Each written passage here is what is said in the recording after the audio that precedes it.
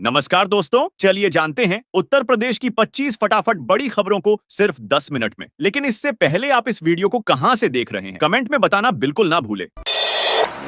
बलरामपुर में 17 मार्च से 48 खरीद केंद्रों पर गेहूं की सरकारी खरीद शुरू होगी, जो 15 जून तक जारी रहेगी। प्रशासन का कहना है कि सभी केंद्रों पर तैयारियां पूरी कर ली गई हैं। हालांकि कई खेतों में अभी गेहूं की फसल अधपकी खड़ी है। इस बार सरकार ने न्यूनतम समर्थन मूल्य एमएसपी के तहत गेहूं का भाव 2585 रुपए प्रति क्विंटल तय किया है, जिस पर किसानों से उपज खरीदी जाएगी।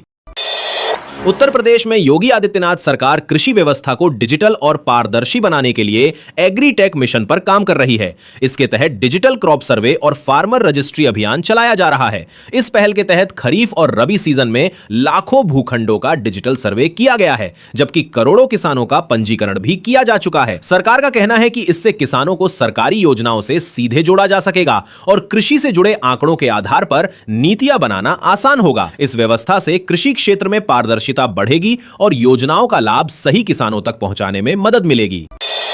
बाराबंकी में जनगणना 2027 की तैयारियां तेज हो गई हैं। प्रशासन ने जनगणना कार्य को सुचारू रूप से संचालित करने के लिए फील्ड ट्रेनरों का प्रशिक्षण शुरू करने का फैसला किया है। प्रशिक्षण के दौरान उन्हें डेटा संग्रह, सर्वे प्रक्रिया और तकनीकी व्यवस्थाओं की जानकारी दी जाएगी, ताकि आगामी जनगणना को व्यवस्थित और सटीक तरीके से पूरा किया जा सके। गोंडा में आंगनबाड़ी भर्ती को लेकर घूस मांगने का एक ऑडियो वायरल होने से हड़कंप मच गया है। वायरल ऑडियो में भर्ती के नाम पर उम्मीदवारों से पैसे मांगने की बात सामने आई है और करीब 1 लाख रुपए तक की मांग किए जाने का दावा किया जा रहा है। मामले के सामने आने के बाद प्रशासन ने इसकी जांच शुरू कर दी है और दोषी पाए जाने पर सख्त कार्रवाई की बात कही है। लखीमपुर खीरी में यूपी ग्रामीण बैंक की शाखाओं में नकदी संकट बना हुआ है। बैंक में पर्याप्त कैश उपलब्ध न होने के कारण खाता धारकों को अपनी जमा राशि निकालने में काफी परेशानी का सामना करना पड़ रहा है। कई लोग घंटों लाइन में लगने के बाद भी पैसे नहीं निकाल पा रहे हैं, जिससे ग्राहकों में नाराजगी बढ़ती जा रही है। आगरा में संपत्ति रजिस्ट्री से जुड़ी बुजुर्गों की बड़ी समस्या का समाधान निकाल लिया गया है। निबंधन विभाग उत्तर प्रदेश ने अब आधार प्रमाणीकरण के लिए आइरिस स्कैनर का उपयोग करने का निर्णय लिया है। दरअसल कई बुजुर्गों के फिंगरप्रिंट मिट जाने के कारण आधार से सत्यापन नहीं हो पा रहा था, जिससे बैनामा कराने में दिक्कत आ रही थी। इस समस्या को देखते हुए महानिरीक्षक निबंधन नेहा शर्मा ने सभी उप निबंधक कार्यालयों में आइरिस स्कैनर लगाने के निर्देश दिए हैं। नोएडा इंटरनेशनल एयरपोर्ट पर इलेक्ट्रिक वाहनों के लिए बड़े स्तर पर ईवी चार्जिंग स्टेशन तैयार कर दिए गए हैं। यहां एक साथ 98 इलेक्ट्रिक कारें चार्ज की जा सकेंगी, जिनमें एयर साइड पर 60 और लैंड साइड पर 38 वाहनों की सुविधा होगी। एयरपोर्ट परिसर में ग्राउंड ट्रांसपोर्टेशन सेंटर भी बनकर तैयार हो गया है, जहां लगभग 1200 वाहनों की पार्किंग की व्यवस्था की गई है। इसके अलावा यहां जल्द ही MRO maintenance, repair and overhaul hub का निर्माण भी शुरू होने वाला है, जिससे एयरपोर्ट संचालन की अंतिम तैयारियां तेजी से पूरी की जा रही हैं।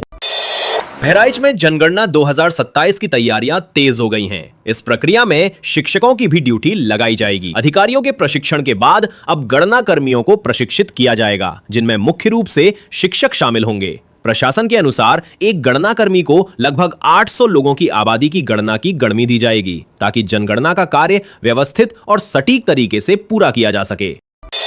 मुरादाबाद के धीमरी गांव में करोड़ों की जमीन से जुड़े मामले में निलंबित लेखपाल तेहर सिंह ने एक बार फिर इलाहाबाद हाई कोर्ट का दरवाजा खटखटाया है। उन्होंने अपनी पत्नी के नाम सरकारी जमीन कराने के आरोप में हुए निलंबन आदेश को चुनौती दी है और मामले में एसडीएम बिलारी को भी पार्टी बनाया है। ये मामला करीब 1.25 बीघा सरकारी जमीन से जुड़ा बताया जा रहा है। लेखपाल का दावा है कि जमीन विभाग की अनुमति से खरीदी गई थी। इससे पहले भी उन्हें अदालत से राहत मिल चुकी है और अब सभी की नजर हाई कोर्ट के अगले फैसले पर टिकी है। मेरठ के 11वीं कक्षा के छात्र प्रतीक पाल ने योग में अनोखी उपलब्धि हासिल करने का दावा किया है। उन्होंने मात्र 8 घंटे में 5148 बार सूर्य नमस्कार कर London book of world records में अपना नाम दर्ज कराने का दावा किया है। योगाचार्य अनुज कुमार योगी के अनुसार इससे पहले यह रिकॉर्ड कुलदीप आर्य के नाम था, जो हरियाणा से हैं। प्रतीक की इस उपलब्धि से शहर में खुशी का माहौल है और लोग उन्हें बधाई दे रहे हैं। उरई में मुख्यमंत्री सामूहिक विवाह योजना के तहत 18, 20 और 24 मार्च को ब्लॉकवार भव्य आयोजन किए जाएंगे। प्रशासन ने इस योजना के तहत करीब 900 जोड़ों के विवाह कराने का लक्ष्य तय किया है। जिलाधिकारी के निर्देश पर संबंधित अधिकारियों को अलग अलग जिम्मेदारियां सौंपी गई हैं। इसमें विवाह स्थल का चयन, पार्किंग व्यवस्था, भोजन और उपहार वितरण जैसी व्यवस्थाएं सुनिश्चित करने के निर्देश दिए गए हैं ताकि कार्यक्रम सुचारू रूप से संपन्न हो सके। भारतीय रेलवे ने प्रयागराज रेलवे स्टेशन के बड़े पुनर्विकास की दिशा में कदम बढ़ाया है। रेलवे स्टेशन को 45 वर्ष के पट्टे पर विकसित करने की योजना के तहत 7 मंजिला भवन के निर्माण के लिए टेंडर जारी किया गया है। इस परियोजना के तहत स्टेशन को आधुनिक रूप दिया जाएगा, जहां यात्रियों को एयरपोर्ट जैसी सुविधाएं मिलेंगी। इसमें बेहतर वेटिंग एरिया, आधुनिक food court, parking, shopping space और अन्य अत्याधुनिक सुविधाएं शामिल होंगी। इस पहल से यात्रियों की सुविधा बढ़ने के साथ साथ शहर के विकास को भी गति मिलने की उम्मीद है। उत्तर प्रदेश में मुख्यमंत्री ग्राम परिवहन योजना के तहत गांवों तक बस सेवा पहुंचाने की तैयारी तेज हो गई है। इस योजना के तहत रायबरेली जिले की करीब 980 ग्राम पंचायतों के लोगों को सीधा लाभ मिलेगा। खासतौर पर गंगा कटरी क्षेत्र के ग्रामीणों और छात्रों के लिए ये सेवा काफी मददगार साबित होगी, क्योंकि अब उन्हें शहर तक आने जाने के लिए बेहतर परिवहन सुविधा मिल सकेगी। प्रशासन का कहना है कि योजना लागू होने के बाद दूर दराज गांवों की कनेक्टिविटी मजबूत होगी और लोगों की आवाजाही आसान बनेगी। सहारनपुर में यूपी पुलिस सब इंस्पेक्टर भर्ती परीक्षा के दौरान धोखाधड़ी का मामला सामने आया है। गोचर महाविद्यालय में परीक्षा के दौरान चिंटू कुमार किसी अन्य अभ्यर्थी अंशुल के आधार कार्ड की डिटेल पर परीक्षा दे रहा था। जांच के दौरान उसकी पहचान खुल गई और उसे मौके पर ही पकड़ लिया गया। परीक्षा केंद्र पर मौजूद अधिकारियों ने तुरंत कार्रवाई करते हुए आरोपी को पुलिस के हवाले कर दिया।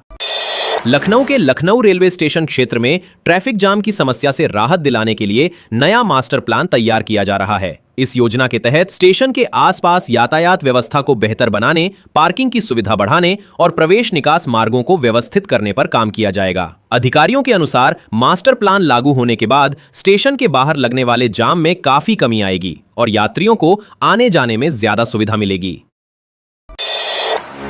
प्रयागराज के परिषदीय बेसिक स्कूलों में वार्षिक परीक्षाएं शुरू हो गई हैं। उत्तर प्रदेश बेसिक शिक्षा परिषद के निर्देशानुसार कक्षा 1 के छात्र केवल मौखिक परीक्षा दे रहे हैं, जबकि कक्षा 6 से 8 तक के छात्रों की लिखित परीक्षाएं कराई जा रही हैं। कक्षा 2 और 3 के छात्रों के लिए 50% मौखिक और 50% लिखित परीक्षा रखी गई है, जबकि कक्षा 4 और 5 में 30% मौखिक और 70% लिखित परीक्षा होगी। प्रशासन के अनुसार सभी परीक्षाएं 20 मार्च तक पूरी कर ली जाएंगी। बरेली जिले में नया औद्योगिक कॉरिडोर विकसित करने की तैयारी शुरू हो गई है। इसके लिए आंवला क्षेत्र में करीब 1000 हेक्टेयर भूमि चिन्हित की गई है। प्रशासन के अनुसार इस औद्योगिक कॉरिडोर के बनने से क्षेत्र में बड़े उद्योग स्थापित होने की संभावना बढ़ेगी, जिससे निवेश आएगा और स्थानीय युवाओं के लिए रोजगार के नए अवसर पैदा होंगे। साथ ही जिले के औद्योगिक विकास को भी नई गति मिलने की उम्मीद जताई जा रही है। पीलीभीत के तराई क्षेत्र में युवाओं में किडनी से जुड़ी बीमारियों के मामले तेजी से बढ़ रहे हैं। डॉक्टरों के अनुसार 20 से 35 वर्ष के युवाओं में स्थिति चिंताजनक होती जा रही है। पिछले 1 वर्ष में करीब 4000 युवाओं को डायलिसिस की जरूरत पड़ी है। विशेषज्ञों का कहना है कि बिना डॉक्टर की सलाह के अधिक मात्रा में पेन किलर दवाएं लेना किडनी के लिए खतरनाक साबित हो सकता है। इससे किडनी रोग और डायलिसिस के मामलों में बढ़ोतरी हो रही है। डॉक्टरों ने युवाओं से सावधानी बरतने और दवाएं केवल चिकित्सकीय सलाह से लेने की अपील की है। बस्ती के किसान रामपूरन चौधरी ने विदेशी और रंगीन सब्जियों की खेती कर यह धारणा बदल दी है कि खेती घाटे का सौदा है। उन्होंने 1 एकड़ जमीन में करीब 15 प्रकार की सब्जियां उगाई और लगभग 63,000 रुपए की लागत लगाकर करीब 3 लाख रुपए की कमाई कर ली। उनकी इस पहल से आसपास के किसान भी प्रेरित हो रहे हैं और आधुनिक खेती के नए तरीके अपनाने की ओर बढ़ रहे हैं। मथुरा में करीब 3400 घरों की बिजली एक साथ कट जाने से लोग पूरी रात अंधेरे में रहे। बताया जा रहा है कि बिजली आपूर्ति का नियंत्रण लखनऊ से किया जा रहा था और तकनीकी गड़बड़ी के कारण कनेक्शन बहाल नहीं हो पाया। कई उपभोक्ताओं ने ऑनलाइन भुगतान भी किया, लेकिन सिस्टम की समस्या के कारण बिजली तुरंत चालू नहीं हो सकी। बिजली निगम ने उपभोक्ताओं को सलाह दी है कि भविष्य में ऐसी परेशानी से बचने के लिए समय से पहले या अग्रिम भुगतान करते रहें। गोरखपुर से अयोध्या, बलिया और वाराणसी के लिए यात्रा जल्द ही और आसान होने वाली है। इन रूटों पर अब इलेक्ट्रिक बस चलाने की तैयारी की जा रही है। इस पहल का उद्देश्य यात्रियों को बेहतर, सस्ती और पर्यावरण के अनुकूल परिवहन सुविधा देना है। इलेक्ट्रिक बसें शुरू होने से यात्रियों को आरामदायक सफर मिलेगा और प्रदूषण भी कम होगा। कानपुर में मजदूरों की हाजिरी के लिए अब आइरिस यानी आंखों के स्कैन से उपस्थिति दर्ज की जा रही है। जैसे ही मजदूरों को हाजिरी के लिए आंख मिलाने की व्यवस्था लागू हुई, कई स्थानों पर मजदूरों की संख्या कम हो गई। अधिकारियों का कहना है कि इस तकनीक के लागू होने से फर्जी हाजिरी और संभावित घोटालों पर रोक लग रही है, जिससे वास्तविक मजदूरों की ही उपस्थिति दर्ज हो पा रही है। उत्तर प्रदेश में किसानों के लिए नई सुविधा शुरू की जा रही है। अब सिर्फ 60,000 रुपए की गारंटी पर खेत में सरकारी ट्यूबवेल लगाया जा सकेगा। इस योजना के तहत किसानों को करीब 1.25 लाख रुपए तक की सहायता दी जाएगी, जिससे सिंचाई की व्यवस्था बेहतर हो सके। सरकार का कहना है कि इस पहल से किसानों को समय पर पानी मिलेगा और खेती की लागत भी कम होगी। आज उत्तर प्रदेश में मौसम को लेकर अलर्ट जारी किया गया है। कई जिलों में तेज हवाओं और बारिश की संभावना जताई गई है। खासकर पश्चिमी यूपी के जिलों में वज्रपात और ओलावृष्टि की चेतावनी दी गई है। वहीं लखनऊ और आसपास के इलाकों में आंशिक रूप से बादल छाए रह सकते हैं और तापमान में ज्यादा बदलाव नहीं होगा। मौसम विभाग के अनुसार कई जगह 30 से 60 किलोमीटर प्रति घंटे की रफ्तार से हवाएं चल सकती हैं। इसलिए लोगों और किसानों को सावधानी बरतने की सलाह दी गई है। गाजियाबाद में साक्षरता परीक्षा को लेकर खासा उत्साह देखने को मिला। यहां घूंघट में आई बहुओं से लेकर करीब 80 साल की बुजुर्ग महिलाओं तक ने परीक्षा में भाग लिया। ये परीक्षा वयस्कों को पढ़ने लिखने के लिए प्रोत्साहित करने के उद्देश्य से आयोजित की गई थी, जिसमें बड़ी संख्या में लोगों ने हिस्सा लिया और यह संदेश दिया कि सीखने की कोई उम्र नहीं होती। स्वामी रामदेव ने मिडिल ईस्ट में चल रहे तनाव को लेकर बड़ा बयान दिया है। उनका कहना है कि दुनिया के कुछ बड़े मुद्दों से ध्यान भटकाने के लिए अमेरिका ने मिडिल ईस्ट में जंग की स्थिति पैदा कराई है। उन्होंने कहा कि वैश्विक राजनीति में कई बार बड़े देश अपने हितों के लिए ऐसे हालात बनने देते हैं। स्वामी रामदेव के इस बयान के बाद राजनीतिक और सामाजिक हलकों में चर्चा तेज हो गई है। उत्तर प्रदेश में स्मार्ट प्रीपेड बिजली मीटर को लेकर विवाद बढ़ता जा रहा है। रिचार्ज कराने के बाद भी कई उपभोक्ताओं को बिजली ना मिलने की शिकायतों के बीच उत्तर प्रदेश राज्य विद्युत उपभोक्ता परिषद ने मुआवजे की मांग उठाई है। परिषद का कहना है कि यदि उपभोक्ता रिचार्ज के बाद भी बिजली से वंचित रहते हैं तो उन्हें 50 रुपए प्रतिदिन के हिसाब से मुआवजा दिया जाना चाहिए। इस मुद्दे को लेकर परिषद ने बिजली विभाग से जल्द समाधान निकालने की मांग की है, ताकि उपभोक्ताओं को हो रही परेशानी दूर हो सके। नोएडा में अब संपत्ति रजिस्ट्री के दौरान फिंगरप्रिंट ना मिलने की समस्या का समाधान मिल गया है। निबंधन विभाग उत्तर प्रदेश ने नई व्यवस्था लागू की है, जिसके तहत अगर फिंगरप्रिंट से सत्यापन नहीं होता तो आइरिस स्कैन यानी आंख दिखाकर भी आधार प्रमाणीकरण किया जा सकेगा। इस सुविधा से खासकर बुजुर्गों और उन लोगों को राहत मिलेगी जिनके फिंगरप्रिंट साफ नहीं मिलते। उत्तर प्रदेश माध्यमिक शिक्षा परिषद कक्षा 9 से 12 तक की हिंदी पढ़ाई का स्वरूप बदलने की तैयारी कर रहा है। नए प्रस्तावित पाठ्यक्रम को वर्ष 2027 से लागू करने की योजना है। इस बदलाव के तहत पढ़ाई को ज्यादा व्यावहारिक बनाया जाएगा, जिसमें रचनात्मक लेखन, अभिव्यक्ति क्षमता और भाषा के व्यावहारिक उपयोग पर विशेष जोर दिया जाएगा। इसका उद्देश्य छात्रों की भाषा समझ और लेखन कौशल को मजबूत बनाना है। नमो भारत ट्रेन, जो 160 किलोमीटर प्रति घंटे की रफ्तार से चलने के लिए जानी जाती है, तकनीकी कारणों से धीमी गति से चलती नजर आई। इससे हजारों यात्रियों को परेशानी का सामना करना पड़ा। बताया जा रहा है कि संचालन के दौरान तकनीकी दिक्कतों के कारण ट्रेनों को कई स्थानों पर बेहद धीमी गति से चलाना पड़ा, जिससे यात्रियों का समय भी प्रभावित हुआ और उन्हें देरी का सामना करना पड़ा। यूनाइटेड स्टेट्स सेंट्रल कमांड ने एक वीडियो जारी किया है, जिसमें B-1B लांसर बॉम्बर मध्य पूर्व के आसमान में उड़ान भरते दिखाई दे रहे हैं। यह मिशन ऑपरेशन एपिक फ्यूरी का हिस्सा बताया जा रहा है। वीडियो सामने आने के बाद क्षेत्र में चल रहे सैन्य अभियानों और सुरक्षा स्थिति को लेकर चर्चा तेज हो गई है। गाजियाबाद में घरेलू पीएनजी कनेक्शन लेना अब आसान हो गया है। नई व्यवस्था के तहत गरीब परिवारों को सिर्फ 275 रुपए में पीएनजी कनेक्शन उपलब्ध कराया जाएगा। इस पहल का उद्देश्य ज्यादा से ज्यादा घरों तक पाइपलाइन गैस पहुंचाना और लोगों को सस्ती व सुरक्षित रसोई गैस सुविधा देना है। इससे खासकर आर्थिक रूप से कमजोर परिवारों को काफी राहत मिलने की उम्मीद है। योगी आदित्यनाथ की अगुवाई में उत्तर प्रदेश सरकार ने बड़ा प्लान तैयार किया है। माफिया से मुक्त कराई गई जमीनों पर अब हाई राइज आवासीय परियोजनाएं विकसित की जाएंगी। इन आवासों को खास तौर पर अधिवक्ताओं, डॉक्टरों और पत्रकारों को उपलब्ध कराने की योजना है। सरकार का कहना है कि अवैध कब्जों से खाली कराई गई संपत्तियों का उपयोग अब जनहित और पेशेवर वर्गों को बेहतर आवास सुविधा देने के लिए किया जाएगा। बरेली में शिकायतों के निस्तारण में लापरवाही अधिकारियों पर भारी पड़ गई। नागरिकों की शिकायतों का समय पर समाधान न होने पर बरेली नगर निगम के नगर आयुक्त ने सख्त कदम उठाते हुए संबंधित अधिकारियों की सैलरी रोकने का आदेश दे दिया। नगर आयुक्त का कहना है कि जनता की समस्याओं का समय पर निस्तारण करना अधिकारियों की जिम्मेदारी है। लापरवाही बरतने वालों के खिलाफ आगे भी सख्त कार्रवाई की जाएगी ताकि शिकायतों का समाधान तय समय में किया जा सके। योगी आदित्यनाथ ने प्रधानमंत्री आवास योजना के लाभार्थियों से सहज संवाद करते हुए कहा, खाता चेक करिए, पैसा आ गया होगा, अब अपना घर बनाइए। इस दौरान उन्होंने लाभार्थियों से सीधे बातचीत कर योजना की प्रगति के बारे में जानकारी ली। मुख्यमंत्री ने कहा कि सरकार का लक्ष्य हर गरीब परिवार को पक्का घर उपलब्ध कराना है। उन्होंने अधिकारियों को भी निर्देश दिए कि पात्र लोगों तक योजना का लाभ समय पर पहुंचाया जाए। अतीक अहमद की बेगम शाइस्ता परवीन से जब्त की गई जमीन पर अब आवासीय फ्लैट बनाए जाएंगे। प्रयागराज में इस जमीन पर बनने वाले फ्लैट गरीब और जरूरतमंद परिवारों को दिए जाएंगे ताकि उन्हें रहने के लिए पक्का घर मिल सके। प्रशासन का कहना है कि माफिया से जब्त संपत्तियों का उपयोग अब जनहित की योजनाओं में किया जा रहा है, जिससे जरूरतमंद लोगों को सीधा लाभ मिल सके।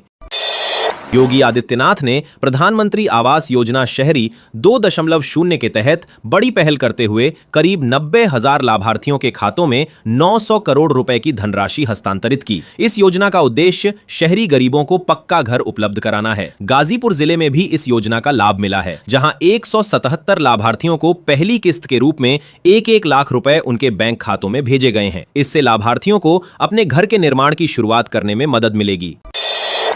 अलीगढ़ में करीब 4,700 करोड़ रुपए की विकास परियोजनाओं ने शहर की तस्वीर बदलनी शुरू कर दी है। आधुनिक इंफ्रास्ट्रक्चर और शहरी सुविधाओं को बेहतर बनाने के लिए कई योजनाओं पर तेजी से काम किया जा रहा है। इन परियोजनाओं में स्मार्ट सिटी मिशन के तहत सड़कों का चौड़ीकरण, बेहतर ट्रैफिक व्यवस्था, पार्कों का विकास और आधुनिक सुविधाओं का विस्तार शामिल है। प्रशासन का कहना है कि इन योजनाओं से शहर के विकास को नई रफ्तार मिलेगी और नागरिकों को बेहतर सुविधाएं मिलेंगी।